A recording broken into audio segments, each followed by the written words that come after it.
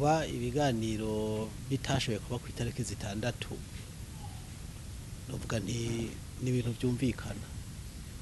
byumvikana kubera yuko itariki 28 leta yari yaciye isohora itangazo ivuga yuko icyo kiringo itacembera ko batacumvikanye ko n'abashinzwe kuyobora ibyo biganiro.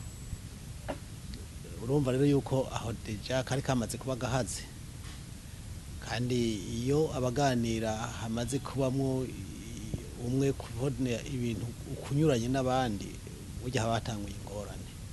Ariko ico bakiza nuko gusa ivyo biganiro vyoba mugabo nko mwabivuze gushika uno munota ntituzi bizoba ryari, ariko ico twizera nuko bizoba. Ariko kandi naho vyoba ntibyoba gusa ngo bibe kugira ngo kube nko kurangura umugenzo, bikwiye kuba kugira ngo koko inyishu y'ibibazo itogwe. Rero je kubganje novuga nti ko ishaka ryo kuganira ryoba rigaragara mu Barundi, ico baciza nuko ibyo biganiro byonyaruka kugira ngo inyishu zitogwe vuba, kuko Abarundi barara bataryamye, barara imitima iri mu mutwe ni benshi cyane, barakeneye ico bahumuriza, barakeneye icotuma umurundi wese yumva yuko noneho ashobora kuja ku mirimo yiwe adakebaguzwa.